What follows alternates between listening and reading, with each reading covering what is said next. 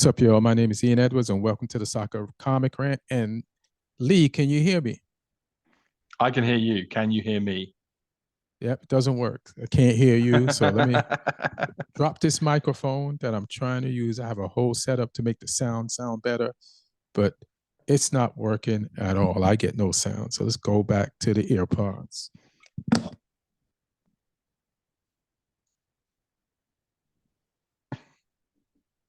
Yeah, so if you're watching the podcast, you saw that. But if you're just listening to it, you don't know what the hell happened. Trying to get some equipment, or I got some equipment to make the sound better, but it's not giving me any sound at all. Had it for this is the third week, and at least this time I got the lights to come on the dashboard of the apparatus. But can I hear anything?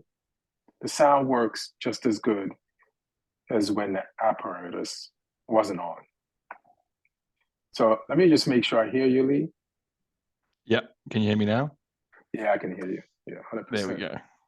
I mean, I could front with this mic, but it's not working. So yeah, we're going to talk about, thank you for listening. Thank you for joining on Omni Studio, iTunes, Spotify, wherever else you listen. Like and subscribe, and thank you for joining on YouTube. Tell the people about the podcast. We're trying to grow it. We feel like we have a lot of fun talking about it. We have some diehards, but we're trying to expand this thing. But as far as the Premier League goes, we are going to talk about Chelsea versus Man City. And man, I guess the term that game was a good ad for the Premier League.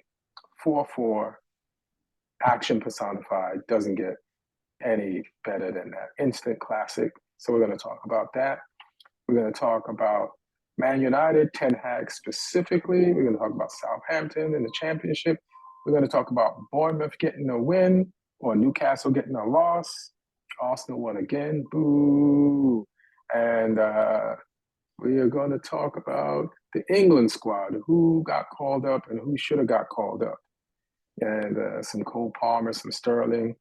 And we got one of the usual suspects, Lee Hudson, stand-up comic from England, straight out of, he's a Southampton fan. What's up, man? All good. It's a breathless weekend of Premier League football. Looking forward to discussing it. It was some high entertainment on show. Yeah, I would have felt sorry for the game they put on after that game. Because sometimes on Sundays, there's 3 games, but it was just like a bunch of games that came up at the same time earlier, and then that game. And, whew, man, what a game. What are your thoughts on Chelsea versus Man City? Credit to Chelsea because, we've spoken before about how impressive City are and, what a sort of steamroller of a team they are and the talent they've got in that team. And we've spoken before that, Chelsea have got talent too, but they've just not really put it together yet this season. At times they sort of show that they might be, and then they would regress again and go back to losing games. But they stood up and made themselves counted in this game. They had to show character as well, with some of the, goals they conceded and then coming back from that. It was a great game to watch. Like I didn't really care who won. I don't have a dog in that fight. So I just got to sit back and enjoy watching a really high quality game of football. High quality game of attacking football. The defending, maybe not so much. But it's only for the real football geeks that want to see high quality defending for 90 minutes. It doesn't make for the best game. So I'm happy to see quality attacking and poor defending. That's the best mix. Just the sort of game where you never quite knew where it was going next, which was a nice thing. You obviously got the added sort of narrative of 2 ex-Man City players scoring against their old club. And just Haaland back scoring again. Haaland scoring with his crotch at one point as well. Which I think is the first goal. I saw something where he said, I think one of you guys put it in the chat, like have made history because it's the first time I've ever scored with my groin. Yeah, just so yeah, it was a game that was, everything you want to see from a Premier League match where there's a bunch of entertainment, not too much refereeing controversy this time as well, which was nice. It's nice for Right. to have a big game There where was the one ref point, isn't but we'll get into that. the City penalty. City, yeah, there you go. I don't even have to bring it up. You know exactly what the deal is. So I'd have probably given it. It's not like yeah, a huge. Yeah, he had his hands round it. Like, to be fair, like, obviously he's been smart and like he's felt the hands come round and gone down, but Cucurella has given you know given the referee a chance to give a penalty by doing that. he did, but that means you're denying the existence of Thiago Silva, who cleared the ball. You know what I mean? Like, how come Thiago Silva only counts if Haaland was ahead of Cucurella and Thiago wasn't there? Then they could have called it offside. But Yeah, the fact that he's there and he gets the ball and clears it, and he's a competent defender, like, how come him being there doesn't matter now when it goes for City's benefit or for Haaland's benefit? So yeah, he got held, yeah, but would he have gotten there? yeah. Yeah, it's up for debate. Absolutely. I still think Cucurella is stupid, and that gives the referee the opportunity to give the penalty. And yeah, I think in my eyes, that's why I would have given it. But it's one of those ones. If I'd have been making the same argument you'd be making if Right. I had a bit more care towards Chelsea. Yeah. Yeah, I don't know why. Like you said, it's like good neutral game, but I don't know why I was like in my room cheering every time Chelsea scored. Because Chelsea, no matter how much money they've spent, they painted themselves like a set of underdogs for the season because they haven't put away goals, they haven't been clinical, and they're trailing in the table. So I could root for them this game. You know what I mean? To topple the colossal of Man City.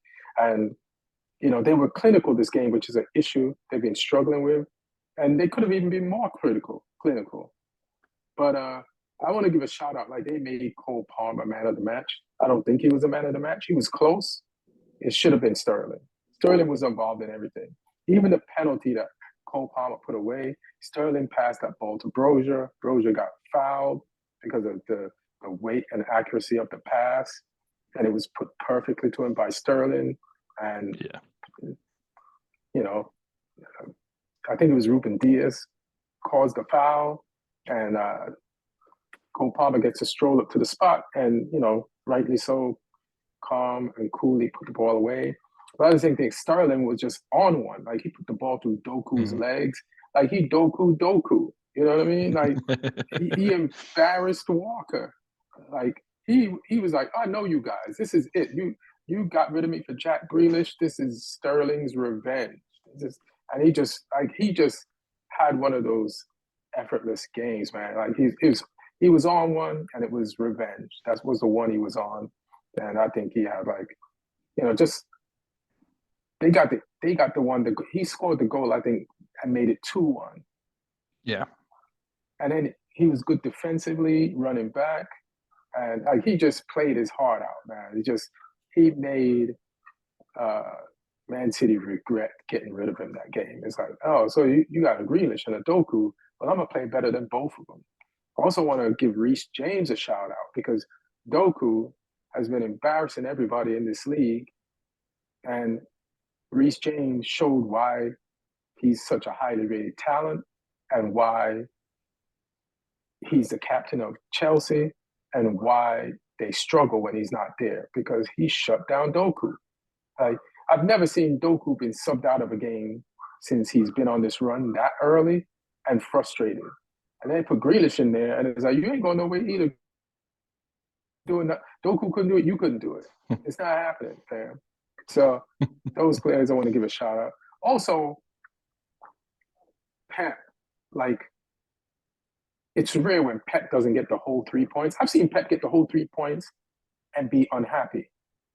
But to drop points and like give a genuine interview where he's not faking that he had fun. Because sometimes Pep will lose and be like, but they played well. And you could tell he's angry that they lost or that they dropped points. But he was genuinely like, that was a game. Like he was like, so Pep's an entertainer, bottom line, like he wants to win, but he also wants to entertain. And he loves when his team is involved in a piece of entertainment like that. And I really saw him as a fan, which he is because he puts so much into the game. But like you could like genuinely see like his fandom of this game, just in the fact that he didn't get the whole 3 points, but he was entertained by the whole thing himself. And so Pep gets his shout out, and just a great job, Premier League, man. I'm glad I'm not a Chelsea fan or a Man City fan, so I can enjoy this. I don't think their fans are unhappy. It felt more like a win for Chelsea, even though it was a home game. But the way they've been playing recently, you got to take that as a positive. Yeah, absolutely. And I agree with you on Sterling over Palmer for man of the match as well. I thought like he showed like his experience in that game as well. Like Palmer did some good stuff, and I mean he had ice cold nerves to score the penalty in the the dying seconds against his old team. But yeah, I think Sterling ran the game for me for Chelsea. Like pretty much everything good they did came through him. Agree on Reece James as well. Like it makes such a difference when he's in their team when he's not. Just gives them that real like sort of direct attacking threat down the right hand side coming through from right back.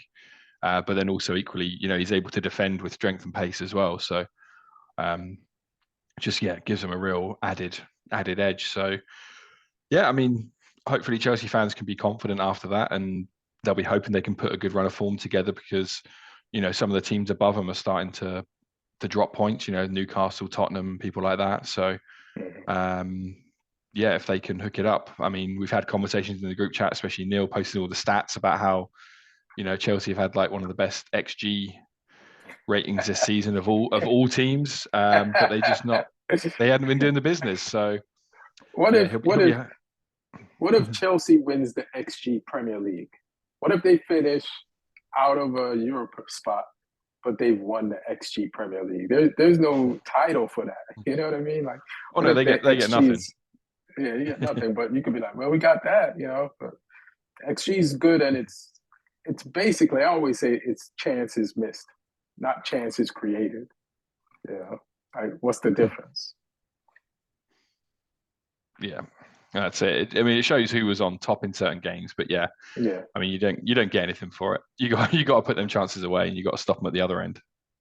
Yeah, when they XG their ass off, and they were clinical in this game, which if they struggled to score against lesser teams, the fact that they got 4 out of this and is pretty impressive. And like Man City could have probably won this game if they just chilled, but both guys were relentless. Like Pochettino got something to prove. He came to Chelsea. He's got the Spurs monkey on his back in multiple ways because Spurs is Spursy and because Spurs is crossed town from Chelsea. So he has to show these Chelsea fans that he has to get them on their side. He has to make them like him. And this game definitely will make Chelsea fans, unless they're crazy, like him. Yeah, you'd hope so, especially these last 2 games. I think should endear him to the Chelsea fans if they weren't already convinced. But yeah, we'll see. We'll see where they end up at the end of the season. Before I think a lot of Chelsea fans are still like reserving judgment as long as they can until they see some sort of real tangible. Because I mean, for the money they've spent it's insane. That they were an underdog, and that they've sort of almost been this sort of unlucky team this season. They almost had me feeling sorry for them, but then every time I look at that spend, I'm like, nah. Yeah. Who buys the ladybugs? Who buys the bad new bears? Like only Todd Bowley would spend that money, that much money to make his team an underdog in London. like this, it's like, it's pretty bananas. So I got some questions for you, right? That And I'm not going to tell you where this is leading to. You'll probably figure it out. So one of the reasons I think that Pep also uh, wasn't upset about dropping points is because he's at the top of the table with the 1 point, and he knows he can make this team turn it on for the rest of the season from this point on. So he's not going to panic. If he knows his team ain't playing 100% but at the top of the table, he knows how to make them play 100%. So there's no panic. But the question is, do you think Man City is having a good season? Yeah, I would say so. I mean, they're going through another sort of slight transitional moment, which I think Pep's done well during his time at City to avoid ever going through like a real massive upheaval. But he sort of always had like a mini one. Like they had a sort of a transitional period last year. I mean, they didn't really show it because the amount of goals they scored, but like Haaland coming into the team sort of meant they're gonna have to do things slightly differently. And obviously Sterling leaving, he was a big player there. And Grealish coming in, he sort of didn't do that much in his first season, but then he sort of came into his own last season. But then this season, I think there's been sort of multiple elements. So having to cope with De Bruyne being out, he's one of the best players in the world. So that will hurt any team. I think losing Gundogan was a big one as well, because I think people sort of don't necessarily give him as much credit as he deserves. I think he was one of the players who got them over the line in the treble with some of the big goals. He would come up with big goals in big moments. Experienced player, leader. And then he moved on, so that leaves a little bit of a vacuum in that midfield area. And obviously they dealt with like Rodri's suspension earlier on in the season, so other players coming in like Doku trying to settle in. Obviously he's been great for the most part, doing his thing as well. And they've had some injuries at centre back as well. They've had some players out the team there. They've got enough quality and depth to cope. But I think all things considered, they're sort of breezing the Champions League fairly comfortably in their group, and they're top of the league. So I think it's hard. I think in this day and age, with the amount of money in the Premier League, I'm not sure if we ever will see an invincible season again. Just because of the team, even the team sort of in mid-table have got money. Well, Wolves made sure of that. I mean, and then Chelsea made sure of it last week. But I'm just going to keep asking you, go down the line. So you think overall they've been having a good season? Yeah, I don't think it's an outstanding season, but I think it's a good season by their standards. For 12 games. For 12 games, right? Yeah. What about Liverpool? How do you feel about Liverpool's season for 12 games so far? Yeah, if I was a Liverpool fan, I'd be pleased. The Liverpool fans I know are pleased because they've seen the struggle. And whereas talking about how Man City have been through sort of those small transitional periods, Liverpool have almost gone through a huge one where they've replaced the whole midfield. Henderson and Milner both going. That's a massive, although they weren't contributing maybe as much, that's a massive amount of influence gone from the dressing room at that club. And they've replaced them with players that are really talented, like, McAllister, and Sobolai looks decent as well. In the games he's played, he's creating quite a lot for them. So, yeah, I mean, they've got a really strong team. Endo as well has looked good for them. Gakpo came in, and played sort of a bit part last season, but then this season he's sort of cementing himself in that team. Firmino left as well, and that's another player who was underrated there and brought a lot of experience to that team. So, I think the way they've rebuilt and managed to be competitive at the top end of the league again is a real positive. Nunez still not consistent in front of goal, but he's a handful. He's getting assists as well. Salah's kind of getting back to his old goal scoring form. Jota's weighing in with goals. So yeah, if I was, like I say, the Liverpool fans I do know they are feeling more positive. They are feeling more happy. And second in the table doesn't lie as well. I think they deserve to be second. So they're second. They got 27 points. Arsenal's third. They got 27 points. So do you think Arsenal's having a good season at this point?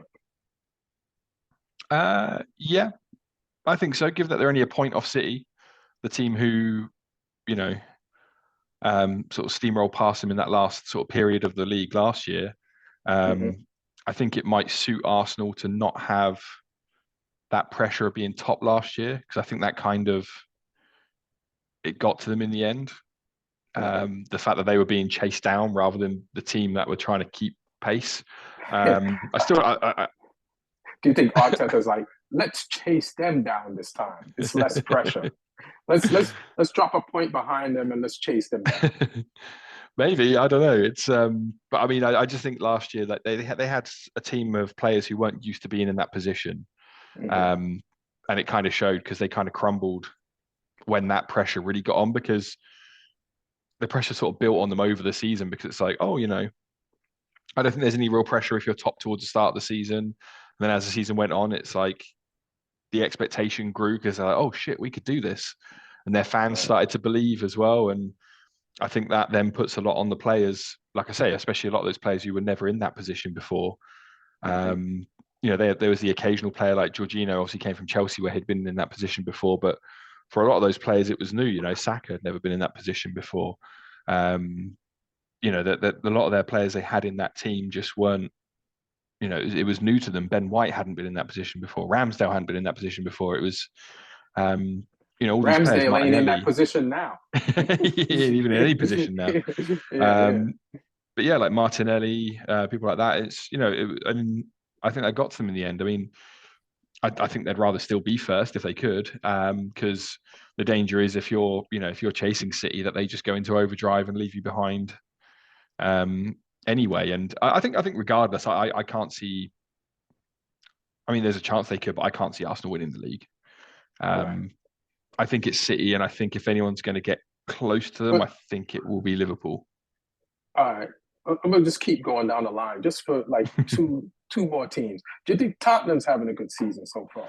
They're Yeah, 1 point behind Arsenal, 2 points behind Man City, 12 games in. They got no Harry Kane. Do you think they're having a good season so far? yeah, absolutely. I definitely think so. I think it's the loss of a club legend, new manager, a lot of negativity at the back end of last season with Conte. Um, I think if you offered Spurs fans this in the summer, they'd be overjoyed. I mean, they're going to be a little Right. bit annoyed about the past two games and losing that run, but they're still in a fantastic position. They're still in a position way ahead of where they probably thought they would be or where they should be. Mm-hmm. So it's looking like they might have a bit of a tougher time over the coming weeks with all the injuries that they've suffered. But you got Mm-hmm. that's part and parcel of the Premier League right now. United have been through that. Newcastle currently going through that. Other clubs have been through that. Liverpool went through it a lot. The last couple of seasons. City have got some injuries at the moment. So yeah, if you want to be up near the top, you've got to deal with that. You've got to show your depth. Right. So what about Villa? They're fifth. They're 1 point off Tottenham. Do you think they're having a good season so far? Yeah, yeah, 3 points off the top of the league after 12 games is that's above expectations for Villa. I think they've got a lot of good players there, but if you look at their squad compared to the teams above them and even some of the teams below them, Emery's getting close to the maximum out of that group of players. I think he's added a different dimension to the games of players like McGinn and Douglas Luiz. He's getting consistency out of Watkins. He's getting consistency out of Bailey. Diaby looks an exciting player. Martinez, I think, one of the best goalkeepers in the world as well. So, yeah, I think they should be happy with that. That's a good season so far. So then the real question is, I think you know where this Yeah, is going I got now. the I got the table. I got the table in front of me. I You knew got I knew where we were going. I so knew where we were going. why? But I gotta say it. So why is United not having a good season and they're six? Why is the media trying to get Ten Hag fired after 12 games? He's six, bro. Like he's 4 points behind Villa. He's he United is 7 points away from being at the top of the table after 12 games. So stats the points, stats might lie, but sometimes they tell the truth. But the points tell the truth. It's like, listen, all week after the Copenhagen game, just any time, the whole time, like people just focus on what they want to focus on. And it's like they're trying to get this dude fired, and then this weekend it was like, oh, hold on, wait a minute, United is in the best form in the Premier League in the last 5 games. Now I know, I'm not crazy. It hasn't looked good. Even when we won this weekend, it didn't feel like a win because of how average we played. So mid, and we've been playing less than mid the entire season. But you can't ignore points and place in the table compared to everybody else. It looks worse than what it is. And it's like, what happened to journalism, man? Like, what happened to, like, we're going to tell people really what's going on as opposed to get emotional like the people. Like, why do you have this job if you can't figure out the truth amongst all the confusion of everybody else? Like why do you have this agenda and narrative? And I know football is tribal, people support other teams, and I know you gotta sell papers, but why are you trying to come down on this dude? Like, after the Copenhagen game, it's just like, yeah, man, it's about firing time. The 6th place coach in the league? Really? Is that what you're trying to do? Like, if you fire the 6th place coach in the league, then just fire everybody else from the rest of the table down. Plus, we're talking, he's 6th place with injuries to some of his best players. Like, Spurs just lost 2 in a row after losing 2 defenders. Let's see how, I say Spurs will lose 2 out of their next 3 games. And we'll be even closer to them because of injuries. Like, you go down the table, Newcastle got injuries. They lost to, was it Forest? Bournemouth. They lost to Bournemouth, team near the bottom of the table. So injuries count. And then how do you ignore United's injuries? Right? Look at their results, but also ignore where they are at the table. So, hey, man, can we just get some fair, insightful journalism? No. Okay, fine. But I would love to call you out on it, and it's a good thing we have this show to call him out on it. Yeah, listen, Ten Hag has made some mistakes, like buying Anthony. Anthony might be a good player, but what's going on in his life right now ain't helping him be a good player. And that's a personal thing, I guess. I don't know. Yeah, but it's definitely affected him. The Greenwood thing has affected Man United. The lack of a sale, or how the sale didn't go compared to how everybody thought it would go, or would have been best for the entire organization. That didn't help. Injuries haven't helped. Maybe buying Mount hasn't helped. I mean, when I look at our midfield, we actually have one of the best midfields on paper in the league. So he's got to get that midfield playing. But it doesn't even matter when you got like Johnny Evans and Maguire starting in the back. That's not good. And then people are saying Maguire's playing good, but I want everybody to go back, right, and watch most of the goals that United let in this season. And especially against Man City, and we let in goals against Copenhagen. Maguire, now let me ask you quickly. Who are you supposed to mark if you're a defender? Space or a man? Because I've never seen Space score a goal in my life. But every time, like, we get turned over and the other team is making a fast break on us, Maguire is marking a space. So when the goal gets scored, he's not directly involved in it, but he's definitely not on the extra man. Like when Haaland scored that header, and that was the second chance for him to get that header in because he had that header in the first half. Like, our main defender is not on him. He's marking a space. He's marking a space. Everybody had a man. Like, go back and look. So if Maguire doesn't look bad the last few games, it looks like he's playing. But on all the goals, I've never seen Space win a Ballon d'Or. I've never seen Space win a Ballon d'Or. But that's who he fucking marks. So I don't know how you're supposed to defend. Maybe you're supposed to cut off people from getting into the space.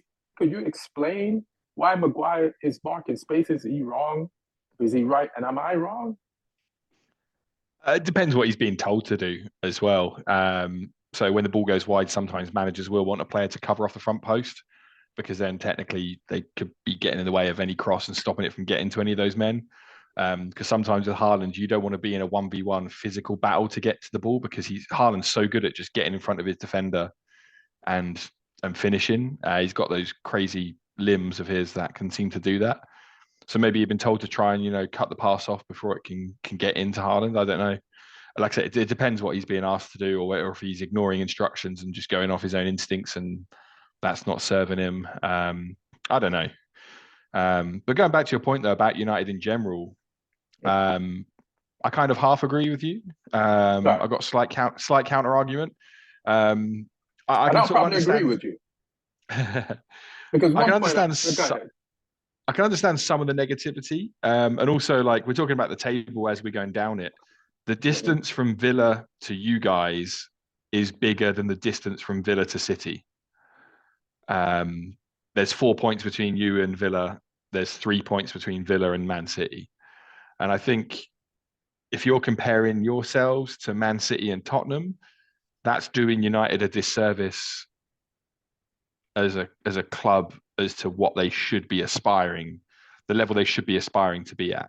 And I don't think firing Ten Hag is the answer to any of this. We've spoken before about how I think, and you think, and I think a lot of people think that it's an institutional thing. There's the issues run deeper than just the manager and whoever's on the team sheet on any given game. And the injuries is a valid thing. Johnny Evans is brought in almost to be like he'll train with the club for some extra fitness and maybe help the youngsters not be a starting centre back in some of the biggest games of the season. So there's all those things. And I think firing Ten Hag, the problem that would come with that is that it sparks another rebuild process. And I'm pretty sure United fans are sick and tired of that process starting again every couple of years now, or just sort of stalling and not really going anywhere like it did under Solskjaer, where it's like you maintained a level, but I didn't really feel like elite level United, and it hasn't for a long time felt like elite level United. Even that season when you came second, there was kind of other clubs in disarray. Still had to obviously win the games and finish in that position, but it goes back to the top of the tree, and whether things change, owners who are willing to help the club back up by obviously doing whatever that needs, and sporting directors of football, technical directors, whatever, who will help you start getting recruitment right, because I think there's some players where it has been right, but I think United's hit rate has been low for a little while, or there's been like band-aid kinds of signings. I think Casemiro was like a band-aid signing where it's like he'll solve a problem for a season, maybe 2 seasons, but it's like you're going to have to solve that problem again soon because it's a very expensive band-aid too. Yeah, massively. And I think Eriksen was kind of that kind of signing as well. He does. Free. Maybe if you divide what you paid for Eriksen and Casemiro, just the money for Casemiro ain't that bad because Eriksen was free. So it's like we got 2 old guys for the price of 1 young guy. You know what I mean? Yeah, but I think the United at the moment that I see as well is that United aren't going out and buying anyone who is not really at the top of their game kind of thing. They're buying players who are slightly on the other side of it, like Casemiro, which isn't a bad thing because I think he was outstanding for you last season. Or you're buying promise like Højlund, players that have shown promise in some of the other leagues. Anthony, I would say you still bought him off promise rather than full product kind of thing. As a potential is this potential market potential. Yeah. and like you got Varane sort of after his peak at Real Madrid, Mhm. um, as well. So you haven't really signed that many players who I think are like proven world class at the peak of their game, and that's what some of the clubs above you are doing, and you're not doing that, and that's the difference I think between, you know, Liverpool, Arsenal, and City, and then the rest. I think Spurs are buying potential, Villa are buying potential, but they're clubs who can afford to do that because the expectation levels aren't quite as high. Whereas at United, it's sort of a club that's sort of half trapped in the past and unable to move fully into the future and make that all work together. Well, one thing about my tirade, which I'll admit, is we've had a bunch of favorable games in the league. Mm. So I won't ignore that. Like I want journalists to be fair. I'll be fair. Like we should have actually more points. But Yeah. again, it's tough to play the football you want to play when you don't have the players you need to play it. And it's a Mm. game of fine lines and margins, and that's how we lose some of these games. Also, so we should be even higher up on the table. But if the game's about fine lines and margins, then some of the players that are injured are a part of those fine lines and margins. Like the reason why people get excited when their team buys a player because they know the value that player is going to add to their team. And if that player is not available, then that value's gone for the amount of games that that player is not there. You know what I mean? It's Mm. like it's tangible, but like I feel like United will climb the table because other teams have injuries and they're going to have to deal with it. Like our injured players are going to come back and hopefully they stay fit. This was looking bleak.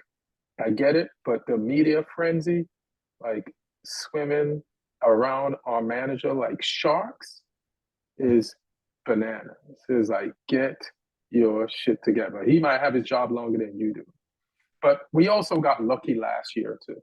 Like with some of our fixtures, how like even in the Caribou Cup, we had a lot of home games that were very important. Again against Fulham, and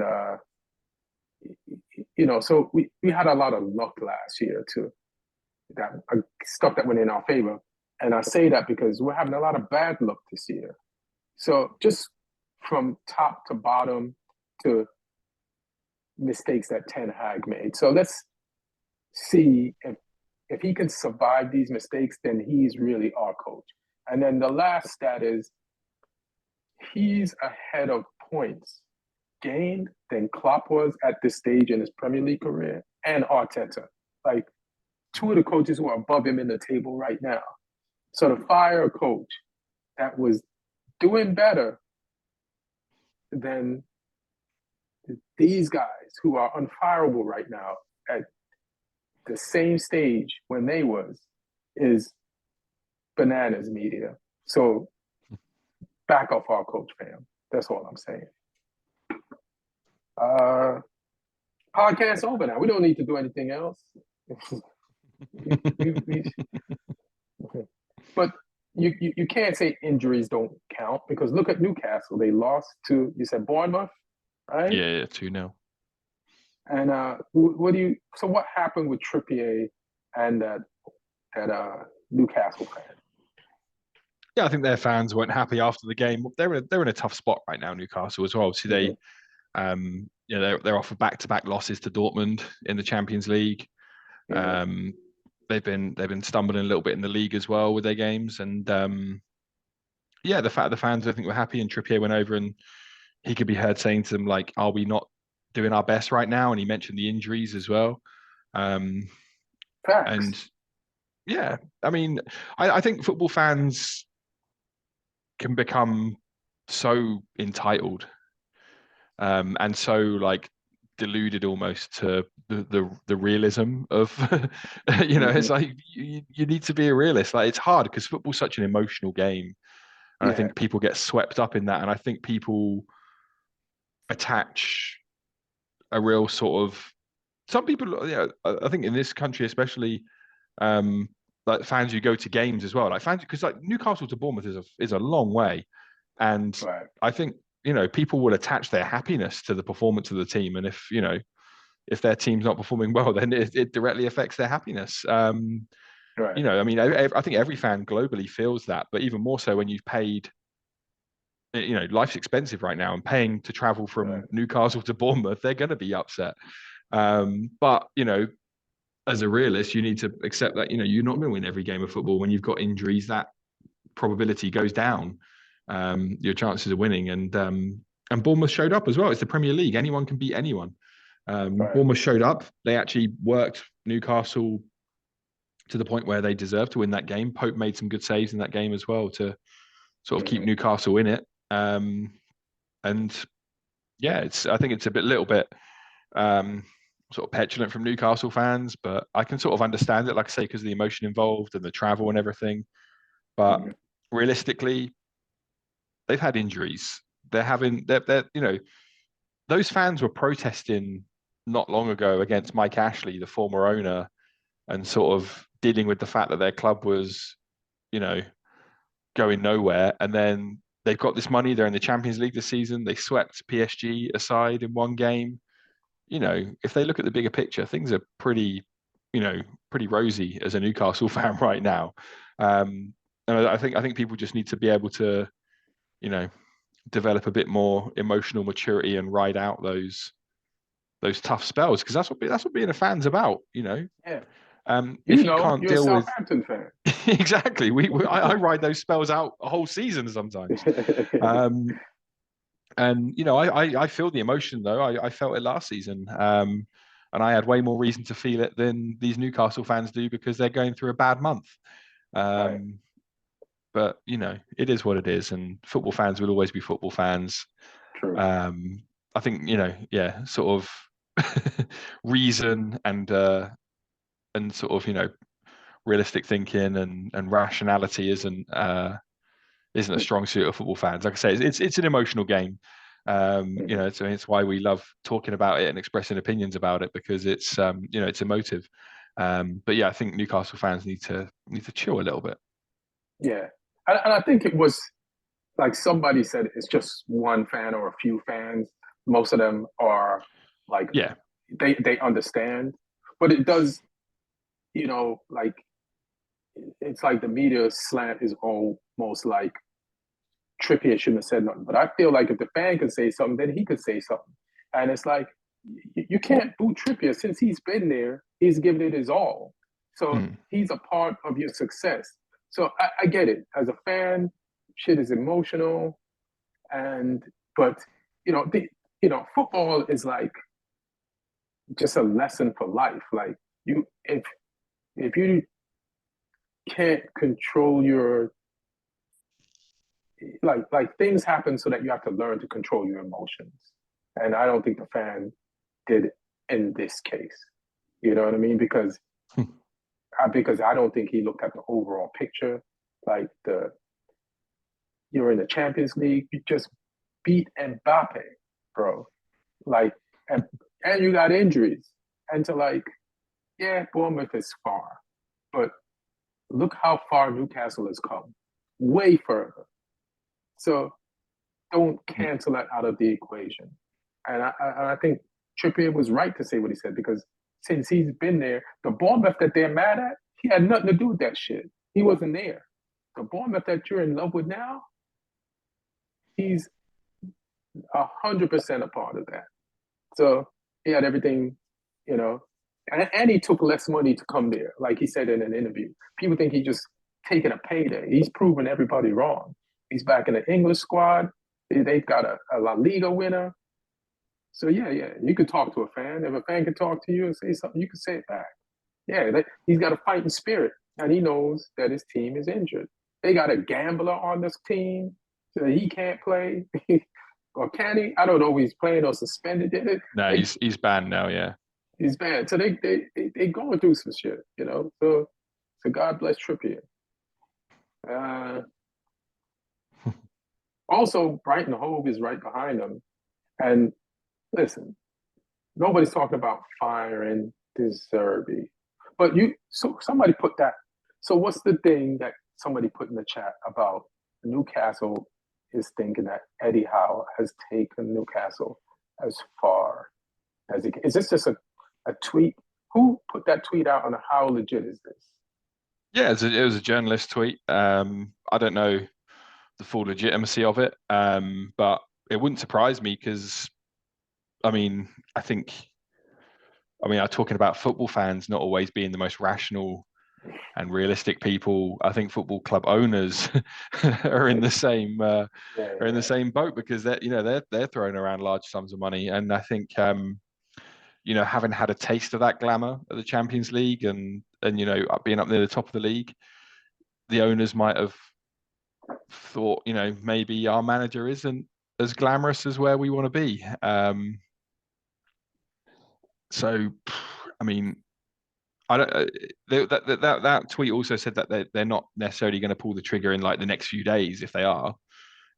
So I think he's got more than enough credit in the bank to be given some time to turn it around, kind of thing. But I think they might get a little bit. The trigger finger there might get itchy if they are looking like they start falling away from the top four. I think that'll be when they do it, because I think now they've had a taste of that Champions League. They've had a taste of that Champions League revenue as well, which helps the club massively in terms of fulfilling financial fair play because of the level of income that Champions League gives you as well. So I think if it looked like they were going to fall way off of top four, that would be the trigger that would do it. But I think they'll give them a chance to get some players back from injury and see how that form goes. If they lose the next 3 games in the Premier League, then we might be looking at a different situation. But I think he's fine for the moment. But yeah, they got injuries. I think they would, because some of the names that are being linked, Zidane and Emery were the 2 biggest ones. I think I mentioned before that Emery, they looked at him before they hired Howe, and he didn't want to leave Villarreal at the time. Whether he'd leave Villa in the position they're in currently is another thing. It'll be a real test of his loyalty. And Zidane, I'm still not sure. I'm not convinced Zidane would go there. He's been linked with other Premier League clubs before. It's never quite materialised. I think he's sitting, waiting for the France job. More than anything, I think that'll be the one that he waits for, or maybe even PSG at some point. I don't know. Even as an ex-Marseille guy, I don't know. But I can't see Zidane at Newcastle. But weirder things have happened. Yeah. I think it would be a mistake. I think we talked about this a little bit maybe last week. I think Eddie Howe has gotten more out of those players than any coach probably could have. And if they get rid of him, they're going to definitely regret it, and they're definitely going to regret it. Like, you have to ride these injuries out and let him get the team back to the level that he got him last year and the half a season before that. Like, he's done an amazing job. Like, he probably will get some silverware by the end of the season. Plus, the team hasn't spent the amount of money they could have spent. Like, they haven't made any huge marquee statements buys that a team that wants to win some shit would have done. You know what I mean? Like, they got Isaacs, but that's like, and then they got the other guy, but gambling issues, so he's on a ban, so they don't have access to him anymore. But I wouldn't, maybe journalists realize, like, during the transfer window, like, what are we going to talk about? We can't talk about Ten Hag no more because the table shut that down. So who do we pick on next? And so that we have something to talk about in between England games. So maybe that's what the deal is.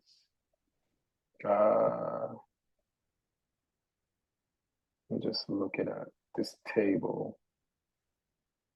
Man, Burnley got 4 points, man. Sheffield got 5. Luton got 6. So I guess the other team I want to talk about is Brighton Hove. And Listen, man, you ain't gonna. They got a red card this week that didn't help them against Sheffield. It helped Sheffield, but you ain't gonna. The only way you sell McAllister, Saicedo, and it not affect you is if they weren't really worth that money anyway, and you trick those other teams into buying them. Like selling those players, like at first, De Zerbi rode out the beginning of the season, but there's a reason why those players cost that money. Because if you don't have them, you're gonna have two $100 million holes in your midfield, and it's gonna be tough to like replace that. So and then you got to play them when it's a 6 point risk to two different teams. You know, when you play them, top teams too. So, like, I still think De Zerbi. I guess I'm saying that to say I still think De Zerbi's a top coach. So, in case somebody has an agenda against him, it's like, and he kind of set himself up too earlier in the season when he said, "And you can buy players, but you can't buy our DNA, but they can buy your players, and your DNA needs quality players to fulfill its full DNA." Yeah, that's it. I mean, McAllister was a World Cup winner. You're trying to replace a World Cup winner. That's always going to leave a hole in your team. And you know, Caicedo was huge for them as well. Those two together, that's a real.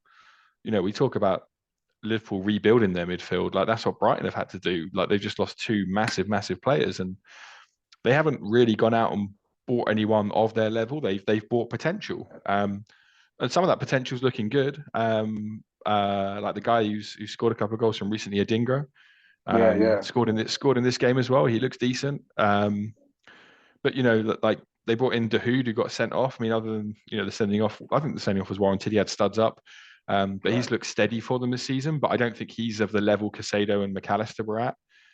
They brought in Milner for some experience, and he brings that experience. But again, like overall, his game isn't at the level Caicedo and McAllister. So they're trying to plug these gaps with sort of a bit of experience, a bit of potential, but no one that's really at the level the guys they lost were at. And you can't go out if you're Brighton. You can't buy. You can develop players to that level, but you'll never be able to replace them with players of the same level.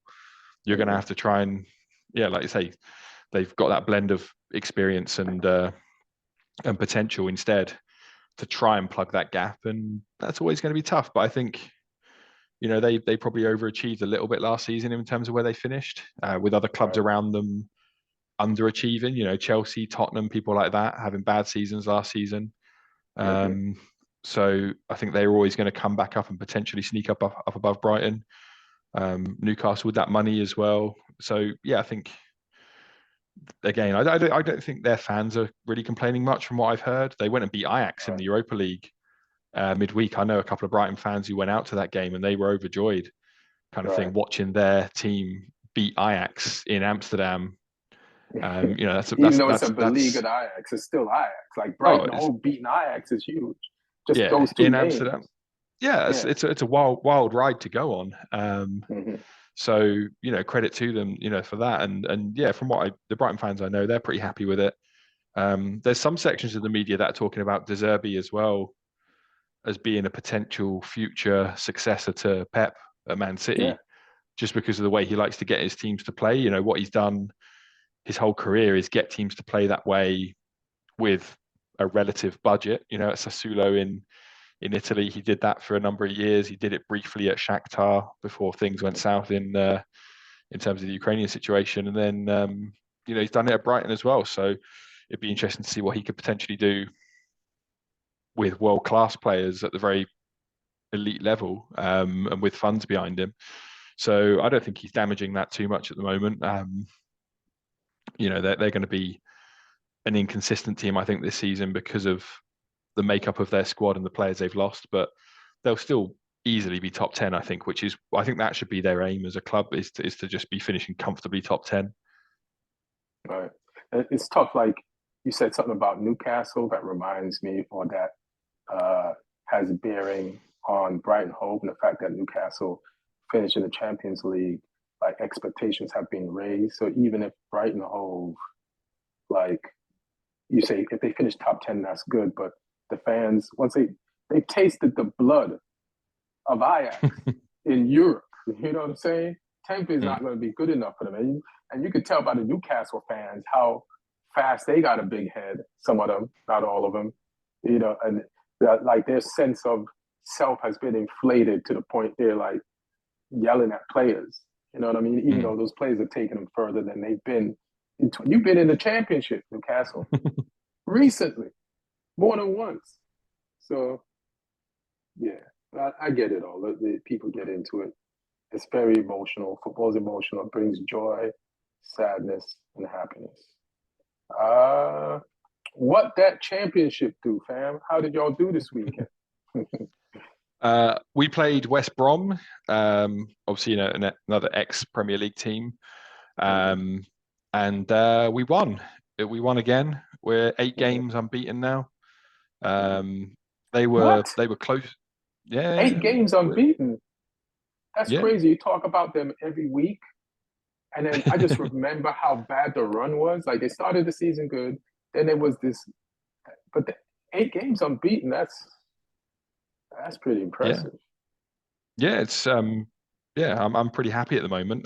It's a shame we had that spell because we lost 4 in a row, which kind of killed us. Because we started fairly strong in terms of results wise. We weren't always playing the best, but we won a bunch of games at the start.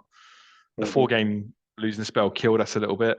And I mean, we're only 9 points off of Leicester and Ipswich, who are both joint top at the moment on 39 points. We're in 4th on 30 points. So, if we'd have just done a little bit better in that period, I think we'd be a lot closer to them. But Leeds are only 1 point ahead of us in 3rd, and we've beaten them this season before. So, we've just come through a tricky spell where we played Preston, we played West Brom, we played Hull, who are all like clubs really close to us in the league. Millwall the other week as well, tough team to play. So we've come through it all, and we played West Brom at the weekend. We went 1-0 up pretty early on. We had a bunch of more chances, didn't really make them count. Then they came back at us. They hit the bar. They scored a goal to get back to 1-1, and then we ended up winning it late on. Adam Armstrong, he's got 9 goals this season now. He's loving life. He's in his element down there in the championship. Yeah, he's doing his thing. It's his league. He's the Ballon d'Or player of the championship. He really is. I said before, it's his level. He's 2nd top goal scorer. Smodic at Blackburn is top with 10 goals, and then Armstrong 2nd with 9. So, he's right up there. He's doing his thing. We got there's a guy we signed from Sunderland in the transfer window, Ross Stewart, who's like a big Scottish centre forward. He's got the nickname the Loch Ness Drogba. But we signed him with an injury, and he hadn't played a single game, but he came on for like the last 15 minutes or so. So that's another plus for us, that we're going to have him hopefully available going forward, because there's an international break for us as well now. So he came on, and he's fit to play now. So that can hopefully give us another goal scoring edge. The next game after the international break is Huddersfield away. They're 1 place above the relegation zone. And I'm going to be at that one. I'm traveling up north, so up in Yorkshire, Huddersfield. I'm going to be at that game. It'll be my first away game of the season. So I'm looking forward to that. It'll be good fun. But hopefully we can keep the run going. And I need Leicester and Ipswich to start losing some games though, because they're way ahead of us still, which is painful. I always talk about Armstrong being in his league. Well, if Vardy was in his league in the Premiership, then he's definitely going to be in his league in the Championship. It's like, this is perfect for my age and my abilities, that Premiership League abilities. I could survive down here a few more years as a football player professionally. So whatchamacallit? So I was talking to Lloyd, right? About He's a Villa fan, and we was talking about like it's like which because if it's because of the Newcastle thing and their fans turning on Trippier and Trippier going back and forth, and he was like, I thought Newcastle was supposed to have the best fans, I thought, because he's riding very high on Villa right now. So and Villa doesn't get a lot of love in the media, even though he feels like they should. But then I was like, who? And he goes to a lot of away games to support Villa. So I was like, who does have the best fans, like when you go to their ground? But then I was like, it's probably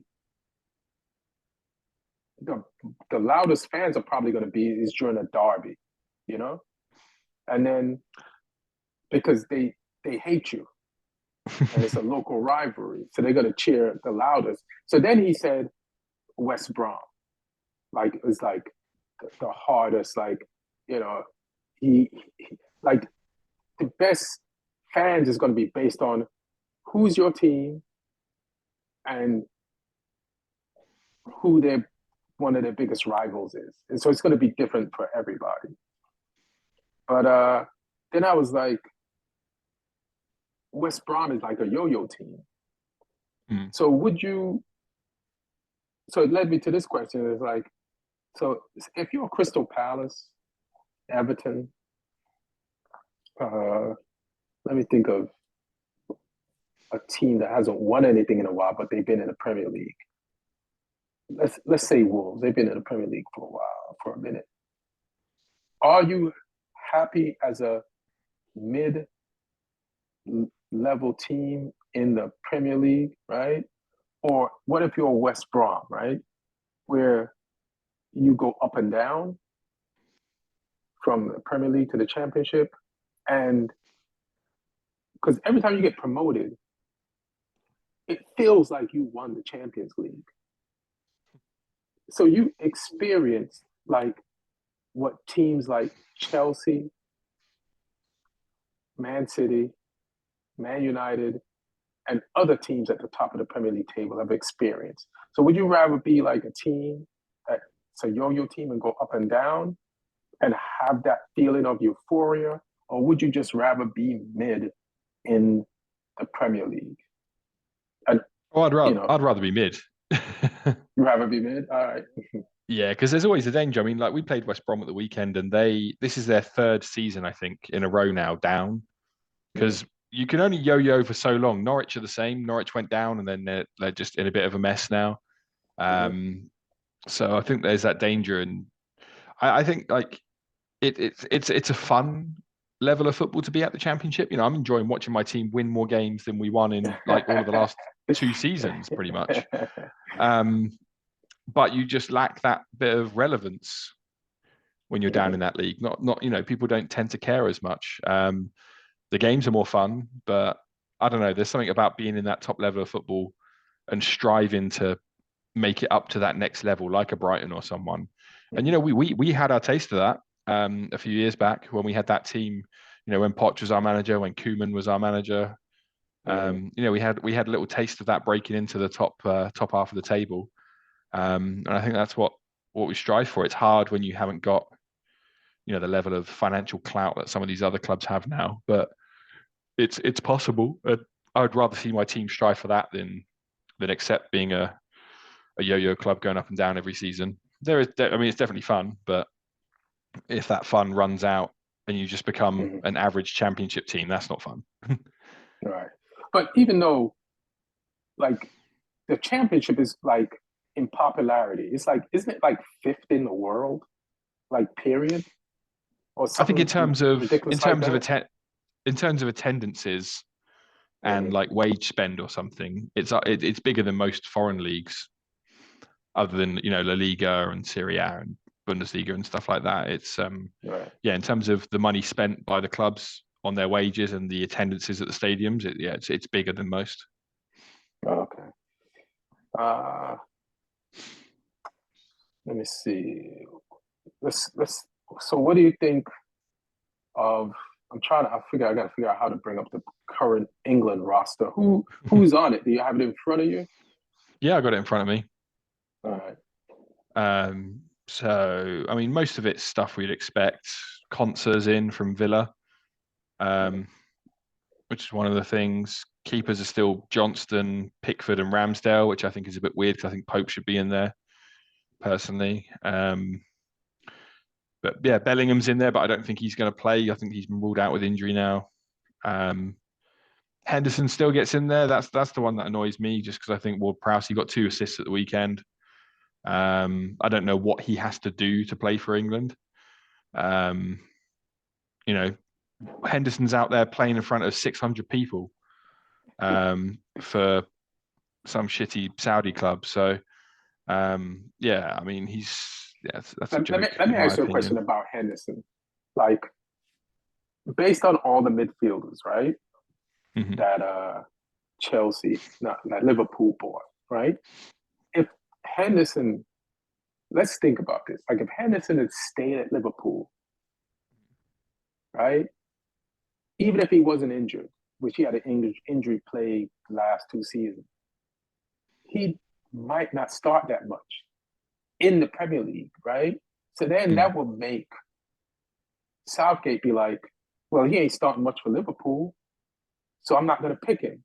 But now that he's away, out of sight, like playing in this league every game, it might make him get picked more by Southgate because he just assumes that he's doing good over there. Like, I mean, isn't going away like maybe working more to Henderson's advantage than staying actually in the Premier League and shit? I don't think so because he's shown with Calvin Phillips at Man City that you don't need to be playing to be one of his favourites. If you're one of his favourites, you're one of his favourites. If Henderson was at Liverpool still, he'd probably be getting the same amount of minutes as Calvin Phillips does at Man City. Which is Um, none. yeah, exactly. But it's just I think Southgate's decided that he's ride or die for those guys, and as long as he's the manager and they're physically capable of being in that squad, he'll pick them. Which, yeah, like I say, I don't know what Will Prowse has to do to get in there ahead of Henderson, because he's playing at a level How in the about what Premier does League Ward-Prowse have to do to get in there ahead of Phillips? ahead of Because at any of least them. The one, yeah, Henderson is playing somewhere. Phillips is yeah. like, I mean, he's playing somewhere, but it's not a great standard. Um, it's. I'd be interested to see the stats from the games he's played and what he's doing there. But I mean, I'm not that confident. He's playing at a great level. But there we go. I mean, there's some players in the squad that I'm happy for though. Like, Bowen's in there, so one player who does well at West Ham can get picked. Um, hilarious. Maybe Bowen will but put in a good word with Southgate to for Prowse and Bowen's like, yeah, man, I'll tell him, let me get in first. I'm just barely in. I'm on the fringes. Like, I'll talk to him, but you know. What yeah, about who Colwell knows? making the team? How does Colwell in 2 games, 2 good games, make the team? And Sterling, who's been Chelsea's best player, and who's helped Southgate a lot, not get back in there. I don't know. I mean, what do you mean, Cole Palmer? Cole Palmer, yeah, my bad.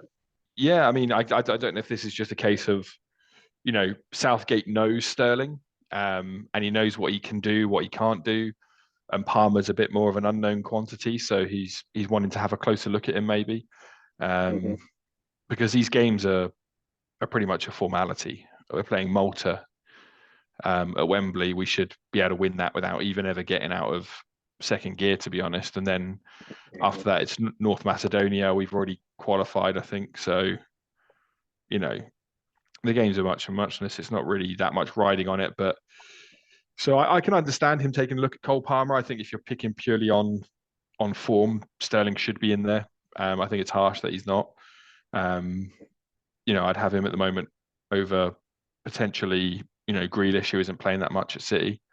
Mm-hmm. Um, but yeah, that's the decisions he makes, Southgate. But this will be his final tournament. I'll be interested to see where we go after this, and whether the selection Why do you changes. sound like that against South?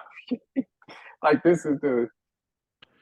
Oh, it's And I'm purely not. personal. It's purely personal. Ward-Prowse Oh, is my okay. boy. He's not picking Okay. him. I'm pissed off. The fact that he's so loyal to these players, and it doesn't necessarily hurt the team, because it's like when I get annoyed at certain clubs for not booking me. It's like those their shows will still go fine without me, but I'm Hilarious. annoyed that they won't. But I'm annoyed that they won't book me. Like they're not. They're not suffering themselves by not booking me, but I'm annoyed still. That's hilarious. Yeah, And that's how I it get is. Like that. England will be fine without Ward-Prowse, but I think he deserves to be there, Right. and I will hold that against Southgate. Right. I think. I think. Like I get it. Like it's football. When somebody picks an international squad, like there's always going to be people that's left out. There's always going to be arguments for those people like they're Mm. left out. But I've never seen people go so hard against Southgate. They go so hard against him about the people that got left out more than any other coach like I remember in recent history. And everybody knows everybody can't get it. You know what I mean? Even if you expand it to 5 more players, they're going to be like, yeah, but what about so and so? You know? And yeah, I get it. I mean, I get it. Is there anything else that we missed? We got this international break. So at those international games, they're all for points. None of them are friendlies. Yeah, it's Euro qualifiers. Euro qualifiers. All right, cool. Yeah, I guess that's it. We'll watch those games, and we'll have some fun watching them. Like again, I just want to thank Chelsea and Man City for that 4-4 display, man. That was fun to watch, and it's even more fun to watch after seeing that United stat. We're most informed team in the league. We're the most informed, out of form team in the league.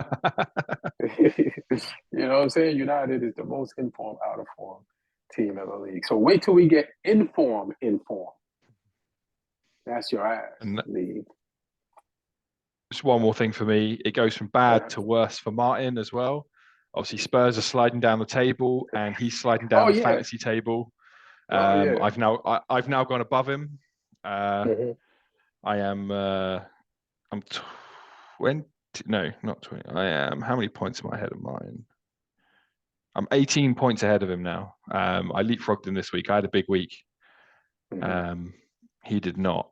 So Who were your yeah, players this week that gave you the big lead? Oh, I had Tsimikas from Liverpool. He got 2 assists in their game, and a clean sheet. So that was racking up the points. I had Haaland, who got 2. That was good for Obviously, Simicas because he messed up against Toulouse in the Toulouse, champion. yeah, the hard game. Yeah, it was, yeah. So yeah, that's good for him. I do pick Ward-Prowse in my team, so he got me 2 assists as well. Unlike Southgate. That's hilarious. It's like Southgate might not pick your Ward-Prowse, but I do on my fantasy team. It's pretty hilarious. Who else did I have? I had Saliba, got me a goal for Arsenal. I had Watkins, got me a goal, and I think an assist for. I know he just got a goal Villa. For Villa, so he got me points. I had an assist from Darwin Nunez as well. So yeah, I did okay this week. But we've got a new leader in the league as well, which is Ahmad Zekri, with Needmo Salad. It's his team name. But he had Salah, Haaland, Ward-Prowse, Watkins, Bowen, Tsimikas, Saliba. Damn. He had a slightly And similar this team to guy's me, seeing but to the future. I mean, he got 107 points this week, so that's big. Damn. So yeah, Ahmed Zekri, shout out to What you. up, Ahmad? You've done amazing this week. See if you can keep that going. Where is so what place are you? So I'm all the way down in 17th at Where's 34. Martin? Which I'm halfway. Martin's in 20th now. And Neil's in 12th. Neil dropped a few What? places this week, but he's in 12th. Yeah, all right, Neil.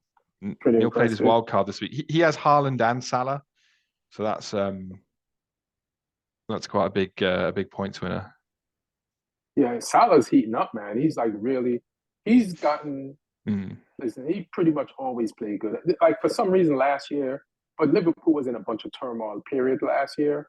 But this year, the level of football he's playing, and it's not even when they're winning. It's like there's 2 games this year when Liverpool had players sent off and they were down a man, and Mm. he went into the middle and his ball retention and just IQ, and he's amazing, bro. He's goddamn amazing. So he's gotten better with age, and I think he has 9 or 10 goals this season already, or something like that, and like 4 assists. So it's pretty impressive. Yeah. Yeah. All right, cool. Anything you want to plug? No, just if you head over to my Instagram, Lee Hudson Comedy, I post all my dates on there. I'm all around the country. This coming week, I'm in Bristol at the weekend. I'm up near Manchester next weekend after I go to the Huddersfield Southampton game as well. I'm doing a show up in the northwest, a place called Northwich, which is like, yeah, not far from Manchester.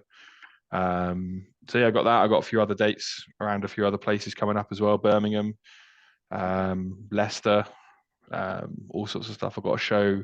I'm doing my hour in London at the end of the month as well. If there's anyone in London or the nearby areas, come out to that one. Just registered for the Glasgow International Comedy Festival next year as well. So all those details all on the When is Instagram. that festival? So Just out of March. curiosity.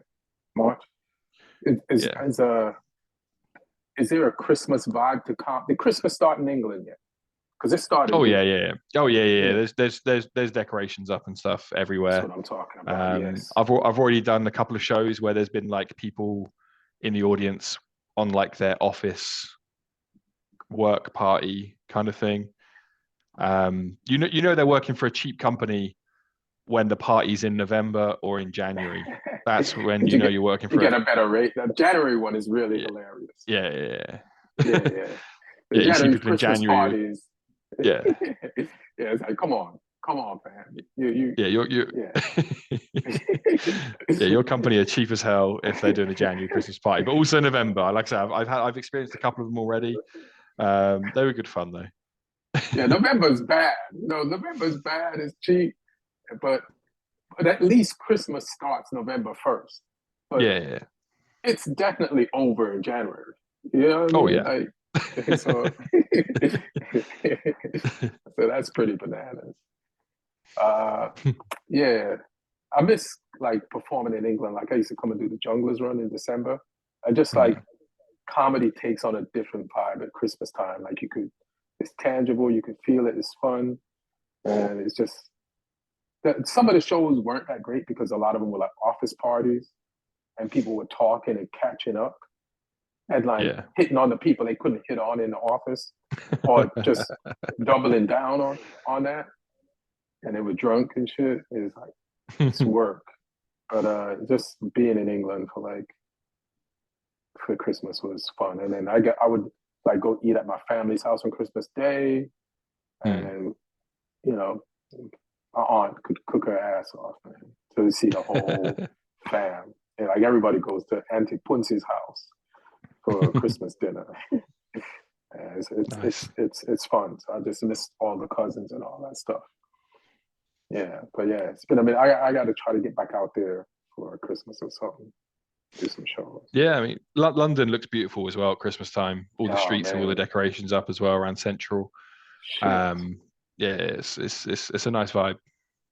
Yeah, man, it's almost like feels like a blessing to be like in that atmosphere for work. You know what I mean? Like, oh shit, this is my job. Look at this. So yeah, that's good shit.